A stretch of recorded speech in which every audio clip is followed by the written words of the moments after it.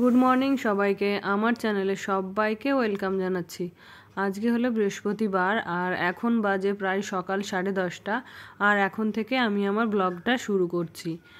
তো সকালবেলা এখন পরাগের মর্নিং স্কুল শুরু হয়েছে আর একই সঙ্গে পিন্টু বাবুর অফিস থাকে, তো ওদের দুজনকেই একই সময় বেরোতে হয়। সেই জন্য মানে সকালটা খুব একটা চাপের হয়ে যায় আমার কাছে। তো কিভাবে সব কিছু ঠিকঠাক করে সামলাচ্ছি সবটাই তোমাদের সাথে শেয়ার করব।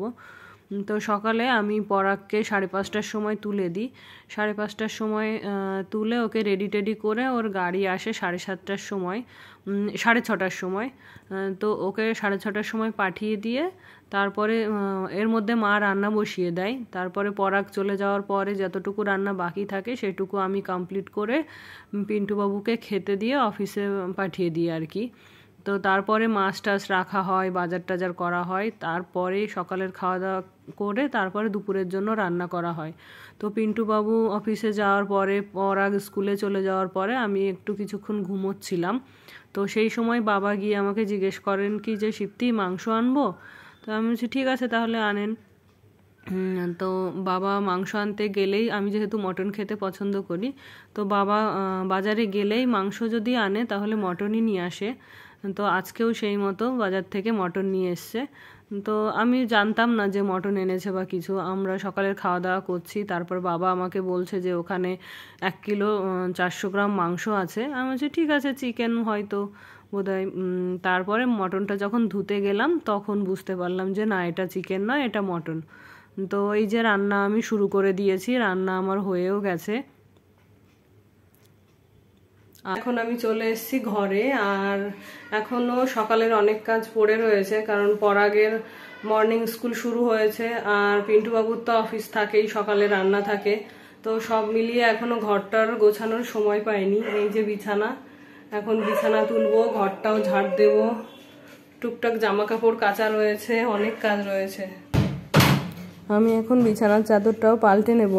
আমি সাধারণত উইকেন্ডের দিকেই বিছানার চাদর পাল্টাই, কারণ পিন্টুবাবুর ছুটি থাকে আর যে কদিন ছুটি থাকবে তো বিছানা ছেড়ে নড়বেই না, শুধু স্নানের সময় আর খাওয়ার সময় বিছানা থেকে উঠবে আর সারাদিন বিছানার মধ্যেই থাকবে। ওই জন্য আমি কী করি, সপ্তাহেই শেষে বিছানার চাদরটা পাল্টে দিই, তাহলে আর কোনো অসুবিধা হয় না। তো ওরও ভালো লাগে সারা সপ্তাহ কাজ করার পরে একটা ফ্রেশ বিছানায় থাকতে। আর বিছানার চাদর পরিষ্কার করা মানে খুবই কষ্টের একটা কাজ, কারণ ছোট ছোট জামা কাপড় হাতে কেচে নেওয়া যায়। আর সবাই জানো যে হাতে যেরকমটা পরিষ্কার হয় মেশিনে কাচলে অতটা পরিষ্কার হয় না। তো আমি বিছানার চাদরগুলো আমি হাতে কাচার চেষ্টা করি যাতে একটু বেশি পরিষ্কার হয়। আর আজকে যখন রান্না করছিলাম সকালে, তখনই আমাদের বাড়িতে যে কাকিমা কাজ করে ফোন করে জানিয়ে দিয়েছে যে আজকে আসবে না, ওনার নাকি শরীর খারাপ। তো তার উপরে আবার বৃহস্পতিবার, তার জন্য ঘরটা ভালো করে ঝাড় দেবো। আজকে আর মুছবো না, শুধু ঝাড় দিয়ে রেখে দেব। আর এখানে হচ্ছে পরাগ স্কুল থেকে এসছে, 9:30টার সময় এসছে আর এখন প্রায় ওই তো 1:30 কি মতো বাজে।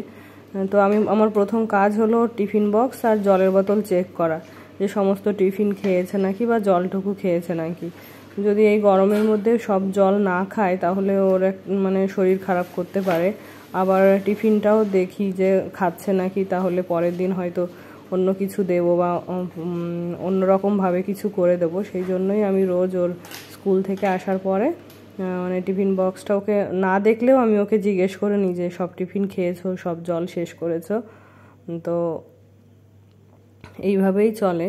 আর এই যে এখানে সোফাগুলো মানে রোজ আমার এগুলো ঝাড়া হয় না, তো 2 দিন পর পর কি 3 দিন পর পর এগুলো আমি ঝাড়ি। তো এখানে ব্যবহার করা হয় না যেহেতু, ওই জন্য খুব একটা এলোমেলোও হয় না, শুধু একটু ধুলো পড়ে, তো ওটা হালকা করে ঝেড়ে নিলেই হয়ে যায়। আর এই যে এই ঘরে বিছানাটাও গুছিয়ে নেব। পিন্টুবাবুর কি হয় বলি, ওই তো ছুটির দিনে তো ও প্রত্যেকটা ঘরের বিছানায় গিয়ে ও শোবে আর প্রত্যেকটা ঘরের বিছানায় একটু এলোমেলো করবে।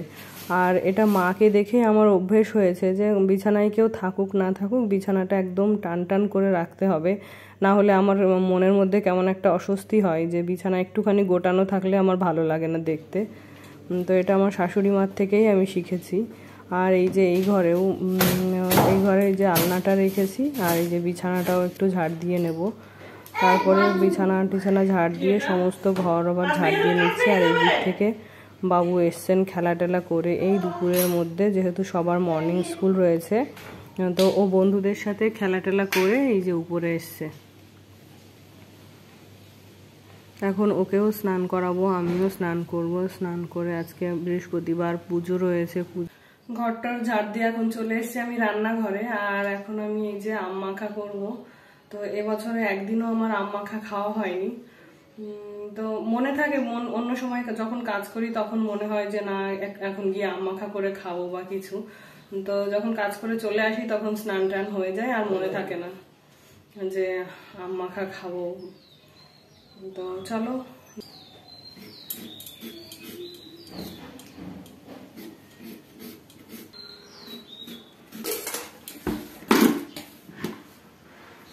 তো এই যে আমি আম মাখা খাওয়ার জন্য আমটাকে প্রথমে ছুলে ভালো করে ধুয়ে নিয়ে গ্রেট করে নিচ্ছি। কারণ যেহেতু এটা টক আম, তাই বড় বড় টুকরো করে কাটলে ওটা চিবিয়ে খেতে গেলে দাঁত টক হয়ে যাবে। তো এইভাবে গ্রেট করে নিলে কি হয়, মানে খুব একটা মুখে পড়ে না, দাঁত দিয়ে চিবোতেও হয় না, কম চিবোলে হয়ে যায়। তো তার জন্য আমি এটা গ্রেট করে নেব।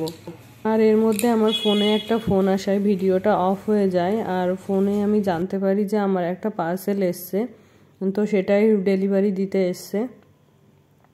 তো কি পার্সেল এসছে, ভিতরে কি আছে কিছুই আজকে বলবো না, এটা আমি পরের অন্য একটা ভিডিওতে শেয়ার করব। আর এই যে পার্সেল নিয়ে আমি ঘরে চলে এসেছি।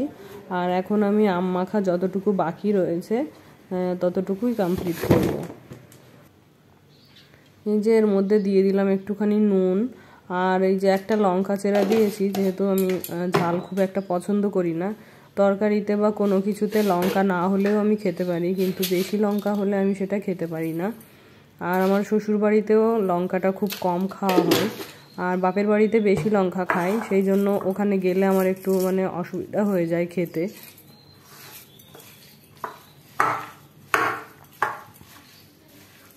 আর এই যে আম মাখছিলাম আর ভাবছিলাম যে পিন্টুবাবু এইসব খুব একটা পছন্দ করে না, তবুও যদি মেখে দিতাম তাহলে হয়তো খেত।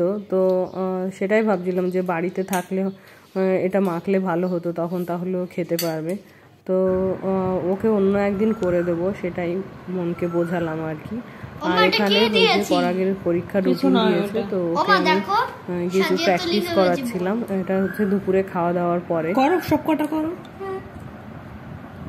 মধ্যে তরটা আগে করেছো, তুমি করো না, তোমার যেটা ঠিক মনে হয় করো।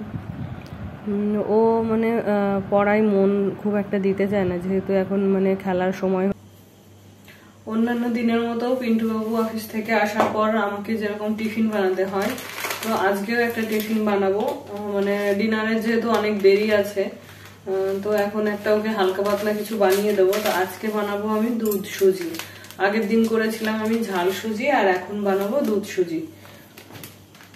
তো আমি এইদিকে দুধটা বসিয়ে গরম করে নেব, আর এই দিকটায় আমি সুজিটা ভেজে নেব।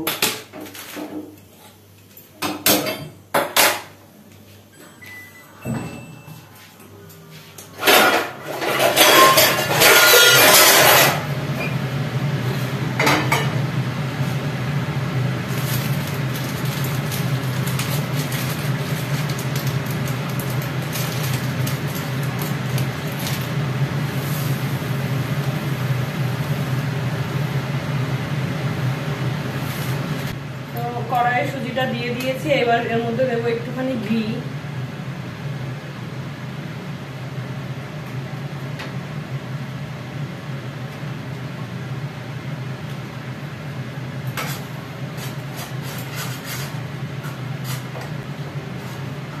আর দেবো একটুখানি নুন টেস্টের জন্য।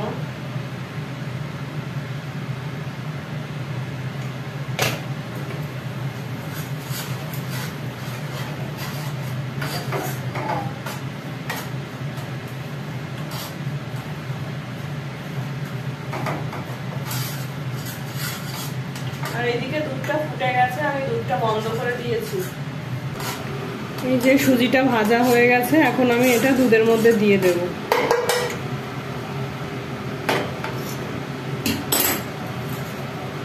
ঘি দেওয়ার কারণে খুব সুন্দর একটা গন্ধ বেরিয়েছে।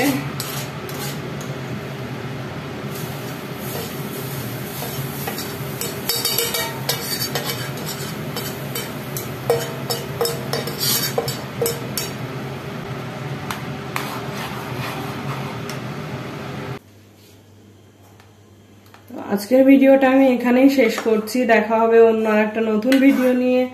ততক্ষণে সবাই ভালো থেকো, সুস্থ থেকো। টাটা।